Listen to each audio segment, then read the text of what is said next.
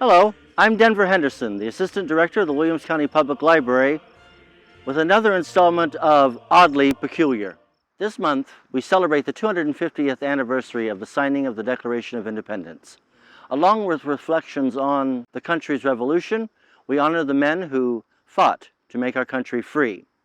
Now, Ohio didn't become a state until 20 years after the Revolution, and Williams County wasn't formed until 17 years after statehood. Yet many of the men who fought for independence made their way across the Appalachian Mountains to settle in Ohio, and 4 that we know of settled and are now buried in Williams County. Join me as we visit the graves, or at least memorial spots, of these 4 men.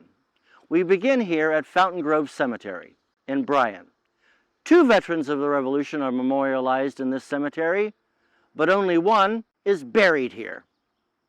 We begin with Benjamin Fickle. He was born in Pennsylvania in 1746. When the war broke out, he joined the 5th Maryland Regiment and saw action in 5 battles, including Brandywine and Monmouth. According to pension records, he was wounded during the war. When he arrived in Williams County is unknown, but he settled on a farm in Jefferson Township, northwest of Pulaski. When Fickle died in 1838, he was buried on his farm and would remain there for 50 years.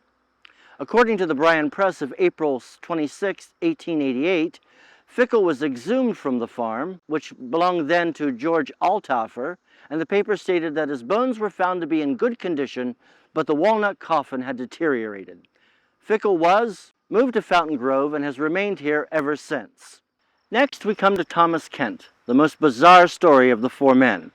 First, for 150 years, he was referred to by the wrong name.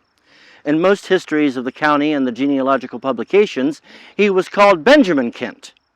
It wasn't until 2004 that it was determined that Benjamin Kent was his grandson, and this man was Thomas. But wait, that's not the weirdest part. Thomas Kent is not actually buried here. When he died in 1849, he was buried in the old burial ground on Holmes Hill, which was near the current intersection of Center and Portland Streets. When in the 1850s it was determined the burial ground was impeding the growth of the town, the decision was made to establish a cemetery here at Fountain Grove. The bodies from the burial ground were exhumed and moved here. However, 3 were left behind for some reason now unknown, and one of them was Thomas Kent. In the 1890s, a local undertaker, A.G. Dillman, tried to have the remains located and moved here, but was unsuccessful in his efforts. So the remains, or what remains of the remains of Thomas Kent, are still there, somewhere under Portland Street. Here in Ring Cemetery in West Unity rests James Hagerman. Mr. Hagerman was born in New Jersey, and when the Revolution came, he joined the 3rd Pennsylvania Regiment and served on the front lines. In 1836, he moved to Williams County, and in 1840, died and was buried here. Over the years, his original tombstone deteriorated and was replaced with this marker. Pretty straightforward, eh? Well, an ancestor of Mr. Hagerman, tracing the family genealogy, discovered that the wrong birth date was placed on this stone. James Hagerman was born in 1758, not 1746. Sorry, Jim. And finally, we are here in French Cemetery outside of Stryker at the grave of Thomas Jones, born in 1751 in South Carolina and joined a Virginia unit during the Revolution.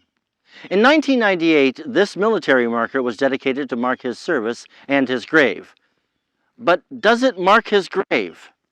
When Jones died in 1838, he was buried in the Radebaugh family cemetery that was located just to the southwest of this cemetery. However, at some point, the Radebaugh plot fell into disuse and disrepair, and it was determined to relocate the plot here. Several sources state that instead of moving the remains to French Cemetery, only the tombstones were relocated here.